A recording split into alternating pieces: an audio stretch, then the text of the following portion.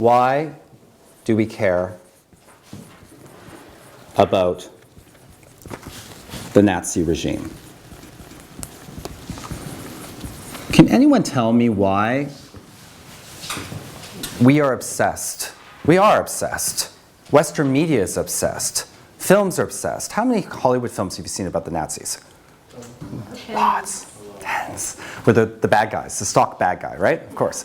Yeah, I mean, why are we obsessed? Why is the media obsessed? Why do you come to Germany? You, how old are you?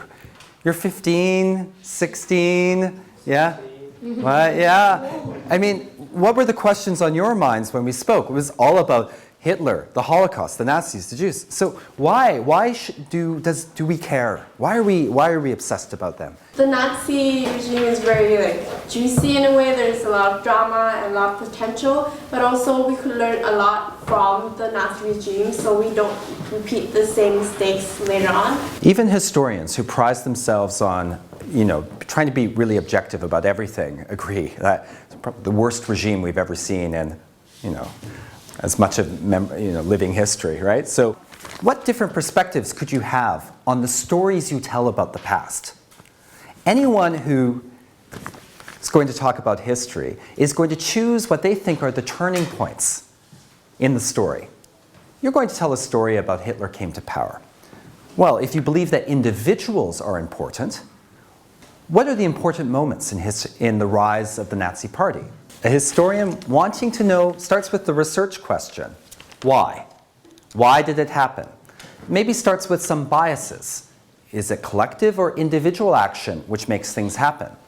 And then maybe we'll make their timeline based on that perspective on how things work through history. What kind of history is this? It's political, right? Political history, right? Because political historians are interested in elections, political parties, leaders. And where do they fall in terms of the individuals versus collectives? I like the fact that it's a little bit ambivalent, right? Because some people are really about Hitler and his people. Other one could be more on the party and the ideas that they represent. But it's the idea that politics change history. Things happen because of what happens in government. What kind of documents are we going to look at to be able to determine the turning points in history, what this timeline is? What do you think? What kinds of things will we want to dig down into the archive to get? Election results, good. Newspaper reports? Yeah, what the newspapers say. The speeches they gave. Speeches, you guys are good. What else? Come on. Government documents, right? Government documents. Okay. And what do we call these sources in history? Primary. Yeah, good. Primary sources. And what's the difference between primary sources and secondary sources? Yeah, that's right. These are more closer to the event, more firsthand. Let's look a little bit more to the collective and not to the individual. Not to the leader's story, but to the story of mass movements, of classes, of people, right? So maybe you'll be more interested in protesting, history of mass movements. Yeah? Yeah? Testimonials, for example, yeah? About mass movements. Diaries, letters, so forth, right?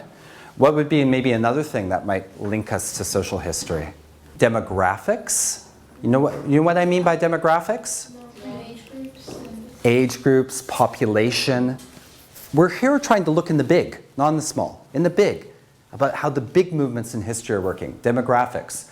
How about another theme we might be interested in? What's a big change which affects lots of people in the Weimar Republic? Hyperinflation, the economy, right? So we would like to look at the stock markets, right? Now I've gone at some length about this because it's important. Talking about individuals and collectives. Talking about different perspectives of history and different ways of telling the stories of history, which could be based on these leaning one way or the other. Political history versus social and economic history. And of course there's also cultural history, which is looking at artworks, or intellectual history, looking at ideas and how they move through time. There's not just one way to tell a story. It's important for a historian to get students to think about things in a multi-perspectival way. Let's think about it as reaching into a toolbox. We have many optical instruments with which to see the past. You pick up one and through it you can see through elections, through party politics, through policy. You pick up another and you can understand it perhaps through the history of ideas, through the thoughts of great thinkers or the art creations of an era. There are many different perspectives. We want students to be able to own these perspectives, to own these instruments, to use them and to contribute to the way they think about things critically in different situations. Certainly there's not one way to think about the past. We don't want students simply to accept history as a series of dates and names. No, there's not one way to think about it. We want to think about the multiplicity, the multi-perspectival diversity of the past, to be able to engage history in 3D, not simply from one point from which you stand.